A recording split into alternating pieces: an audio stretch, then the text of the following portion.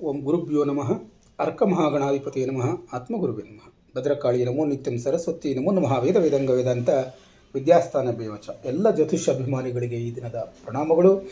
ಈ ದಿನ ನಾವು ಮೀನರಾಶಿಯವರ ದಿನ ಭವಿಷ್ಯವನ್ನು ನೋಡೋಣ. 15/6/2026 ಸೋಮವಾರ, ಅಮಾವಾಸ್ಯ ತಿಥಿ, ಪ್ರಥಮ ತಿಥಿ, ಮೃಗಶಿರಾ ನಕ್ಷತ್ರ, ಶೂಲಯೋಗ ಹಾಗೂ ಗಂಡಯೋಗಗಳ ಸಂಯೋಜನೆ ಉಂಟಾಗಿರೋದರಿಂದ ಈ ದಿನದಲ್ಲಿ ಅಮಾವಾಸ್ಯೆಯ ಆತ್ಮ ಪರಿಶೀಲನೆ ಶಕ್ತಿ, ಪ್ರಥಮ ತಿಥಿಯ ಹೊಸ ಆರಂಭದ ಸಂಕೇತ, ಮೃಗ ನಕ್ಷತ್ರದ ಜ್ಞಾನ ಮತ್ತು ಅನ್ವೇಷಣೆಯ ಗುಣ, ಜೊತೆಗೆ ಶೂಲಯೋಗ ಗಂಡಯೋಗದ ಎಚ್ಚರಿಕೆಯ ಪ್ರಭಾವ ನಿಮ್ಮ ಉದ್ಯೋಗ, ಹಣಕಾಸು, ಕುಟುಂಬ, ಆರೋಗ್ಯ ಮತ್ತು ಆಧ್ಯಾತ್ಮಿಕ ಜೀವನದ ಮೇಲೆ ಹೇಗೆ ಪರಿಣಾಮವನ್ನು ಬೀರ್ತದೆ, ಯಾವ ಕ್ಷೇತ್ರದಲ್ಲಿ ಲಾಭ ಉಂಟಾಗ್ತದೆ, ಯಾವ ವಿಷಯದಲ್ಲಿ ಎಚ್ಚರಿಕೆಯಿಂದ ಇರಬೇಕು ತಿಳಿದುಕೊಳ್ಳೋಣ ಬನ್ನಿ. ದಿನದ ಗ್ರಹದ ಪ್ರಭಾವವನ್ನು ನೋಡೋದಾದರೆ ಮೀನರಾಶಿ ಅಧಿಪತಿಯಾದಂಥ ಗುರು ಇಂದು ನಿಮ್ಮ ಅಂತಃಪ್ರಜ್ಞೆ, ಭಾವನೆ ಮತ್ತು ಆಧ್ಯಾತ್ಮಿಕ ಚಿಂತನೆಗೆ ಹೆಚ್ಚು ಕೆಲಸ ಮಾಡ್ತದೆ. ಆದ್ದರಿಂದ ಜ್ಯೋತಿಷ್ಯ, ಧಾರ್ಮಿಕ ಬೋಧನೆ ಮತ್ತು ಆಧ್ಯಾತ್ಮಿಕ ಕಾರ್ಯಗಳಲ್ಲಿ ಉತ್ತಮ ಫಲ ಸಿಗಬಹುದು. ಹೊಸ ಯೋಜನೆಗಳಿಂದ ಪ್ರಯೋಜನ ದೊರೆಯಬಹುದು. ಹಳೆಯ ಸಮಸ್ಯೆಗಳಿಗೆ ಪರಿಹಾರ ಅನ್ನುವಂಥದ್ದನ್ನು ಕಂಡುಹಿಡಿದುಕೊಳ್ಬೋದು. ಆದರೆ ಅತಿಯಾದ ಭಾವನಾತ್ಮಕತೆಗೆ ಗೊಂದಲ ತರಬಹುದು. ಇತರರ ಮಾತಿನ ಮೇಲೆ ನೀವು ಪ್ರಭಾವಿತರಾಗಬಹುದು. ಆದ್ದರಿಂದ ಮುಖ್ಯವಾದಂಥ ಸೂಚನೆ ಏನಪ್ಪ ಅಂದರೆ, ಭಾವನೆಗಳ ಜೊತೆಗೆ ವಿವೇಕವನ್ನು ಸೇರಿಸ್ಕೊಳ್ಳುವಂಥದ್ದು ಅತ್ಯಗತ್ಯವಾಗಿದೆ ಎನ್ನುವಂಥದ್ದನ್ನು ತಿಳ್ಕೊಂಡ್ರಿ. ಅಮಾವಾಸ್ಯೆ ಮತ್ತು ಪ್ರಥಮ ತಿಥಿಯ ಪ್ರಭಾವ ಇರೋದರಿಂದ ಹಳೆಯ ಸಮಸ್ಯೆಗಳಿಂದ ಹೊರಬರುವ ಅವಕಾಶಗಳು ಲಭ್ಯವಾಗ್ತದೆ. ಹೊಸ ಆರಂಭಗಳಿಗೆ ಶುಭ ಸಂಕೇತ, ಧ್ಯಾನ ಮತ್ತು ಪ್ರಾರ್ಥನೆಗೆ ಉತ್ತಮವಾದಂಥ ದಿನವಾಗಿರ್ತದೆ. ಆದ್ದರಿಂದ ಇದು ಹೊಸ ಯೋಜನೆ ರೂಪಿಸಬಹುದು, ಅಪೂರ್ಣ ಕೆಲಸಗಳಿಗೆ ಪುನಃ ವೇಗ ಸಿಗಬಹುದು, ಶಿವನ ಆರಾಧನೆಯಿಂದ ಮನಃಶಾಂತಿ ಎನ್ನುವಂಥದ್ದು ಲಭ್ಯವಾಗಬಹುದು. ಆದ್ದರಿಂದ ದೊಡ್ಡ ಹಣಕಾಸಿನ ನಿರ್ಧಾರವನ್ನು ಮುಂದೂಡಿ ಭಾವನಾತ್ಮಕ ನಿರ್ಧಾರ ತೆಗೆದುಕೊಳ್ಳುವಂಥದ್ದು ಬೇಡ. ಮೃಗಶಿರಾ ನಕ್ಷತ್ರದ ಪ್ರಭಾವ ಇರೋದರಿಂದ ಜ್ಞಾನ ಮತ್ತು ಅಧ್ಯಯನ, ಹೊಸ ಅವಕಾಶಗಳ ಹುಡುಕಾಟ ಹಾಗೂ ಸಂಪರ್ಕಗಳಿಂದ ಲಾಭ ಉಂಟಾಗ್ತದೆ. ಆದರೆ ಹೊಸ ವಿಷಯದ ಕಲ್ಪನೆ ನಿಮ್ಮಲ್ಲಿ ಮೂಡ್ತದೆ. ನಿಮ್ಮ ವಿಚಾರಗಳಿಗೆ ಉತ್ತಮ ಸ್ಪಂದನೆ ಎನ್ನುವಂಥದ್ದು ಲಭ್ಯವಾಗ್ತದೆ. ಹೊಸ ಜನರ ಸಂಪರ್ಕದಿಂದ ಲಾಭ ಉಂಟಾಗ್ತದೆ.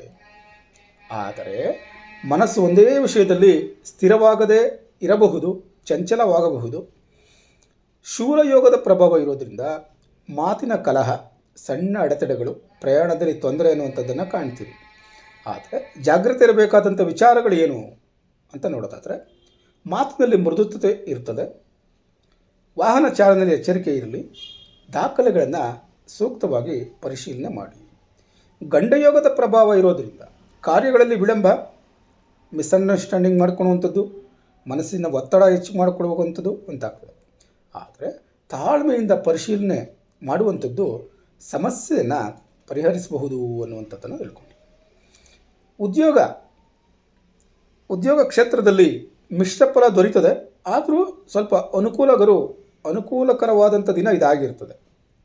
ಅಂದರೆ ಏನು, ನಿಂತ ಕೆಲಸಗಳನ್ನು ಪೂರ್ಣಗೊಳಿಸುವಂಥದ್ದು, ಹಿರಿಯರಿಂದ ಬೆಂಬಲವನ್ನು ಪಡೆಯುವಂಥದ್ದು, ಹೊಸ ಜವಾಬ್ದಾರಿಗಳನ್ನು ನಿರ್ವಹಿಸುವಂಥದ್ದು, ಇಂಥದ್ದೆಲ್ಲ ಆಗ್ತಾ ಇರ್ತದೆ.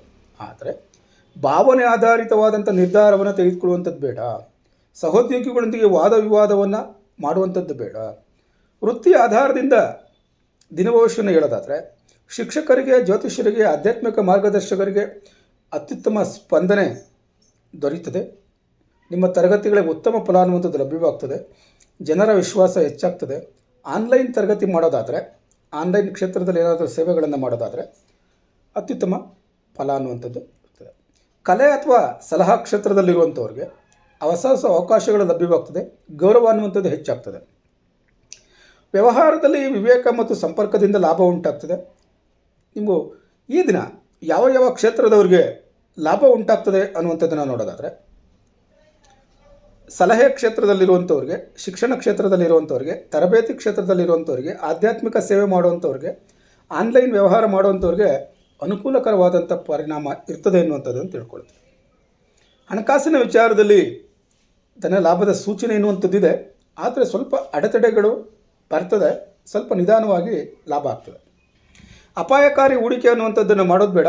ಅನಗತ್ಯ ಖರ್ಚುಗಳನ್ನು ತಪ್ಪಿಸಬೇಕಾಗಿರ್ತದೆ. ಕುಟುಂಬದಲ್ಲಿ ಹಿರಿಯರ ಬೆಂಬಲ ದೊರೆಯುತ್ತೆ. ಹಿರಿಯರ ಆಶೀರ್ವಾದ ಸಿಗ್ತದೆ. ಆದರೆ ಸಣ್ಣ ವಿಷಯಕ್ಕೆ ಬೇಸರ ಮಾಡಿಕೊಳ್ಳುವಂಥದ್ದು ಬೇಡ. ಭಾವನಾತ್ಮಕವಾಗಿ ಪ್ರತಿಕ್ರಿಯೆ ನೀಡೋದಕ್ಕೆ ಹೋಗಬಾರ್ದು.